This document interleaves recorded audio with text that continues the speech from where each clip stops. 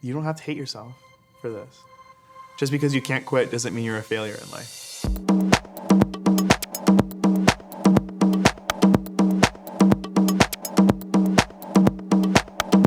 My name is Mike Smith. I use they, them pronouns. So I identify as non-binary, and within that umbrella term, I think the term and the identity that makes most sense to me is agender. I grew up Mormon, very, very active family in the church, and also living with like a significant anxiety disorder, like from the time I was very young. The first time I came out to my parents, it was a conversation of, don't worry, I'm going to conversion therapy, this is gonna be fine. They would take away my humanity, and like that would be better than for me to be gay. Didn't work, obviously.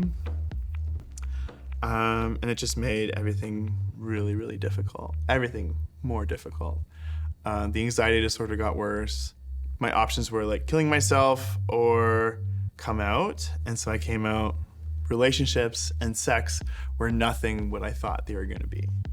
The desire and the need for something to help me, whatever that was, just became very, very intense.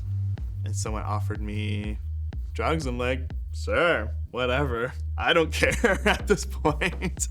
And I did it, and it was great. It's what I needed at that point, where I was just so depressed, so down. And then, of course, living with an anxiety disorder, everything is just kind of worse. It turned all that off. I choose to use crystal meth when I know that I want like that really like intimate, piggy, just like not thinking sex night. The thing that I battle with is finding people that are okay with that. Because that interaction is so rare, when I find someone who is open to the idea of partying, we don't talk about anything else other than just doing Tina, and then we just have sex that probably isn't the safest or like the most affirming, but it's just like an opportunity to get high and fuck. Gender is not something that I bring into party scenes. The reason for that is safety. There are people who are extremely transphobic and femphobic, and when I'm looking for sex and like affirmation, that's the last thing that I want to deal with. So I only really started to understand harm reduction for myself when I started relational therapy with the therapist that I have now. And the reason why there was, I think, that disconnect was because of all the stigma and the messages that I received about crystal meth. My therapist sat me down and just like, stop thinking like that, essentially. It was that paradigm shift that helped me switch from like, if you're using, you have to hate yourself, to if you're using, like you can plan when you want to use. You can like plan how you're gonna take care of yourself. And I know this will not resonate with all people, but I'm gonna say we need to stop celebrating the number of days that you're sober when we don't know people's stories. My idea of success is not the number of days that I've gone sober. It's how I can manage my use while achieving the rest of the goals that I have in my life. And I've slowly moved away from the idea that sobriety is the best option for me. When I'm like, oh, I'm never gonna use again, my brain goes into panic mode. Deciding never to use actually leads to greater use because I'm kind of like obsessed about this idea that I have to figure out how I'm gonna be sober. And so the idea of just like, oh, I'm not gonna use right now, but I'm gonna use in a time when it's not gonna really interfere with my work, with my friends, my family, or other goals that I have. Like that's the goal that I have now.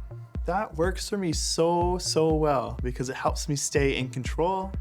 It helps my brain kind of be satisfied with these urges that I get.